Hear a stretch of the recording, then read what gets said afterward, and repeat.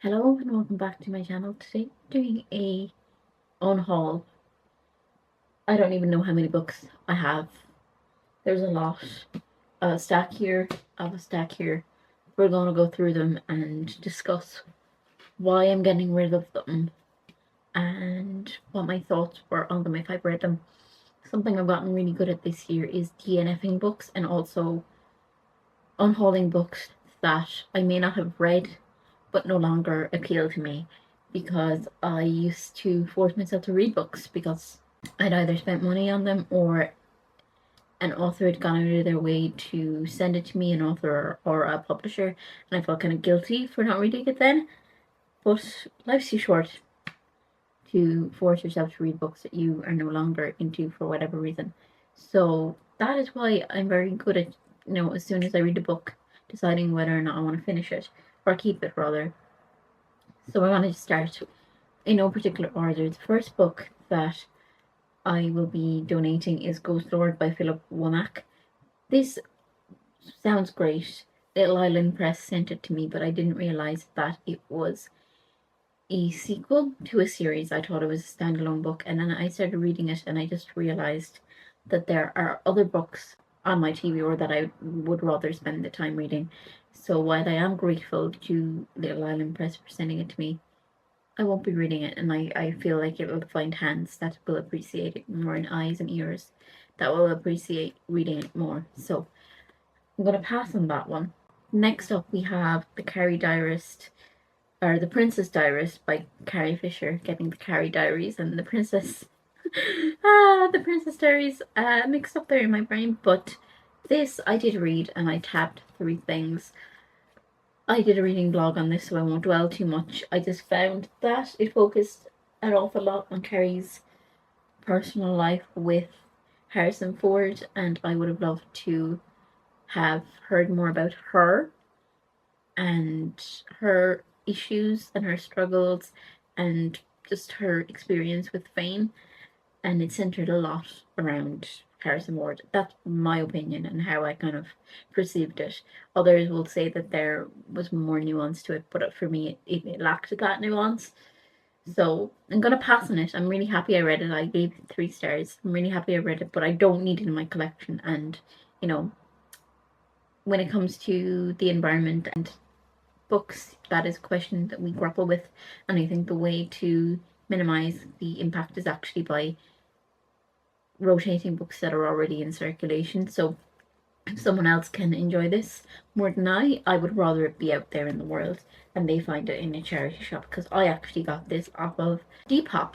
So, again, continuing the life cycle. Similarly, The Hannah Wars, I gave it 3 stars, and again, it's not something I feel the need to keep in my collection. Also did a reading vlog for this. I'm pretty sure it was the same reading vlog. So again, I won't dwell too much on it. It had its strong points. It's YA, and I felt the immaturity, or rather the youngness of the narrative. I felt it aged me. Like I felt my age when I was reading this for the first half, and it did get better in the latter half in terms of the seriousness, and I felt that the seriousness of the narrative matched the seriousness of the topics that were being discussed. My kind of what the nail in the coffin, and the reason I'm not keeping this, is they used Ellen DeGeneres as kind of this lesbian icon, or portrayed her as such, when we know that Ellen DeGeneres has proven to not be a very great person and not treat her employees on the Ellen DeGeneres show very well. So I don't need this in my collection. I'm really glad I read it, and I learned a lot about henna and the culture surrounding henna, but I don't really need to keep it in my collection. And again, I feel like you're continuing the life cycle of books. It doesn't end with me. Someone else can get their hands on this and get more out of it, perhaps a younger reader. Then we have Paradays, which was another book that was sent to me from the Dublin Literary Awards in 2023. This sounds really up my street. I would love to read it. However, the font is just, I couldn't read this in a million years. I think I'll try and find a different edition of it, or I'll ebook it or audiobook it at some stage, but there isn't a hope in any world that I would read this comfortably. The font or the layout of the text is just, I'm not really sure why the typesetting is as tightly packed as it is. Like, there's massive margins and the words are just kind of shot together, and it's just not going to happen for me. The White Album by Joan Didion, I read this and gave this 3 stars. I found, again, I'm pretty sure, I feel like I've spoken about this already. All of my reviews anyways are on Goodreads, Storygraph and Instagram, but I found some of this engaging and interesting, but a lot of it I felt I lacked the context. If you didn't know the person that Joan was talking about, or if you didn't know the context of different historical situations, you were lost, and I felt I was. I tell you what I mean by Joan Didion a lot easier to interact with and understand and digest. So it isn't that I dislike Joan Didion, I just don't think the White Album is her most accessible piece of work. So I'm happy again to just part with this, and maybe someone else will connect with it more deeply than I am able to. Then we have Big Girl Small Town by Michelle Gallen, and this is one I DNF'd. I had the audiobook to this, and look how cut to the chase. It was just boring. I just found this to be deeply, deeply boring. I really gave it a shot. I was 40% in, and I realised that I was just forcing myself to read it. I didn't want to read it, so I said, you know what, I'm going to DNF this. If at some stage in my life I want to read it again, I will get an ebook of it, but for now I'm happy to just part with it. But unfortunately for me, it just was boring, and I really, with the byline of Milkman Meets Dairy Girl's a cracking read, didn't think that I would find it boring, but unfortunately I did. Then we have Half of a Yellow Sun by Chimamanda Ngozi Adichie. If I'm mispronouncing the name, I do apologize. This is a gorgeous edition, and I did in fact read this. However, Chimamanda has kind of come out in support of J.K. Rowling, and I find it difficult then to read her works, as well as the fact that I didn't absolutely love the book either. I think I don't think I actually reviewed this, because anytime I kind of spoke about this or showed it in Instagram photos, people were very quick to message me and say, do you know that she's a TERF? Do you know that she supports J.K. Rowling? So I was just like, for my own sanity and peace of mind, I'm not going to talk about it, but I will say that I am unhauling it now, just because I found the first half of the book more interesting than the latter half, and it kind of dragged on, in my opinion. It is a gorgeous, gorgeous copy, so whoever ends up picking this up, I hope that they enjoy it. But again, it's not something that I need to have on my shelf. I have a lot of books, and I don't need to be holding on to ones that I only connected with to a certain degree. And as I said, every time I feel like I talk about this book, people are coming for my neck. The next book was sent to me, and I read it, and I enjoyed it well enough. I gave it 4 stars, but realistically, I'm not going to reread it. Oopsie daisies. Okay, they're a bookmark cut out. But this is called Scrabble Babble Rebel by Bruno Peaches. I enjoyed this well enough, but I'm not going to reread it. By the same author, after reviewing the other book, he offered to send me this, and I said yes.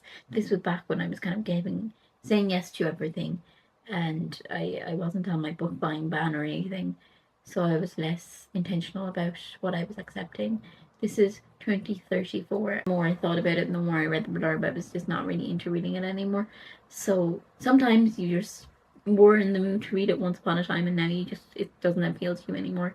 So I'm going to also donate this, and whoever reads it, I hope that they enjoy it. Box of Light. This is a manga, I believe. It's the first manga I've ever read, and while I enjoyed it well enough, it's a series. Manga is quite difficult to come by in Ireland. I got this at a book fair, so I don't even know where I could get the second one for not very dear, because I've looked up the price, and I'm like, you know what? I didn't connect with the story so much that I need to buy the book, and So I'm just going to pass it on, and whoever reads it will enjoy it. I think I gave it 4 stars. I did enjoy it, but I just, yeah, sometimes you just have to pass on books. We have our London Lives. I also did a reading vlog on this. This is hella long. That's why I'm getting rid of this. I'm not entirely sure what I'm going to do because this is an advanced reader copy and there's some rules about donating ARCs.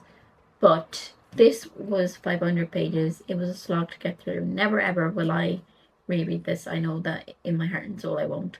So if someone else can enjoy it, I will let them have a chance. I read this once. It's enough for me. I found the characters to be very compelling, but the story itself was not as compelling for me. Girl with Special Needs. This is by Eleanor Kelly Lynch. I'm going to pass this on as well because while it was very, very good, there has since been a sequel, and I just don't think I will read it. I connected a lot with the sister. I read this. I enjoyed this. I think that others can enjoy it. The Death by Truffles and a sequel, The Finished Stock.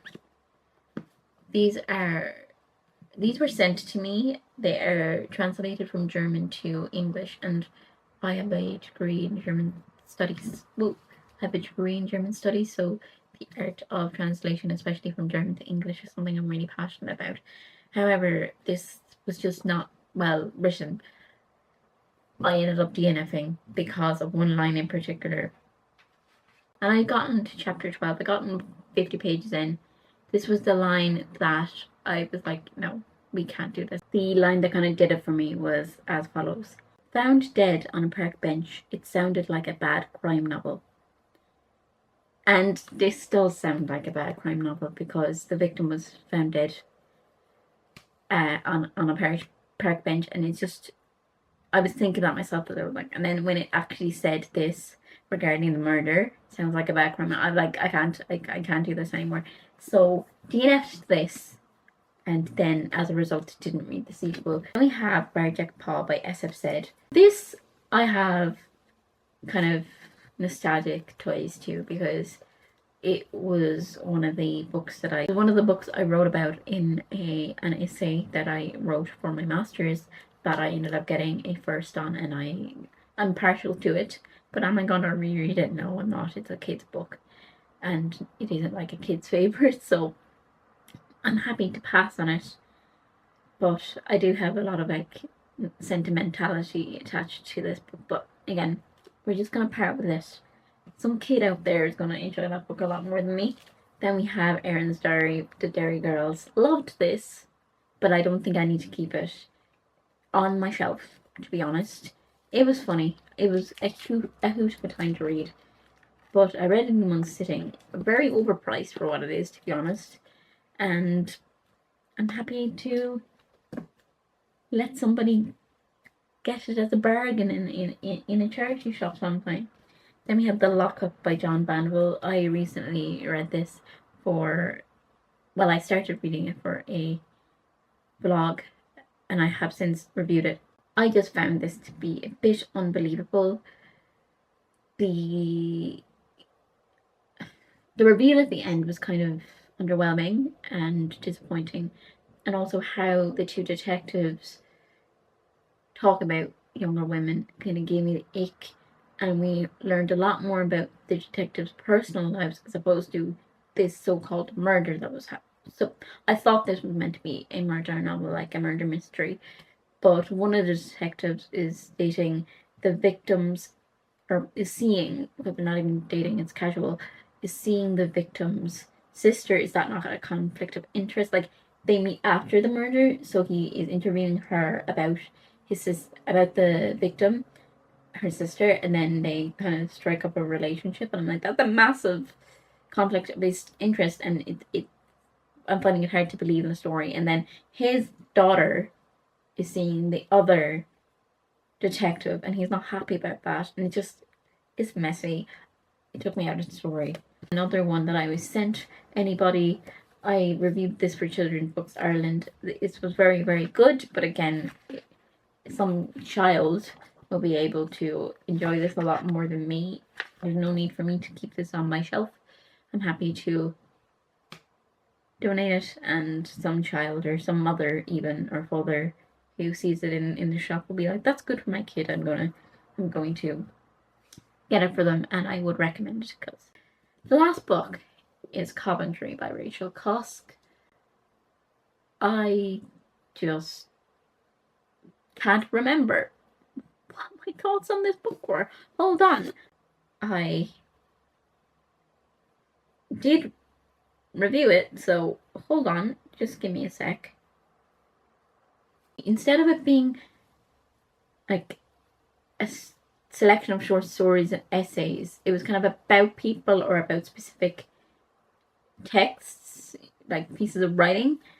And if you didn't know those people or the pieces of writing that she was referring to, you were lost. And then as a result I was, because I didn't know sometimes who she was talking about, or I hadn't read that piece of text, and I found it then therefore difficult to connect with the book.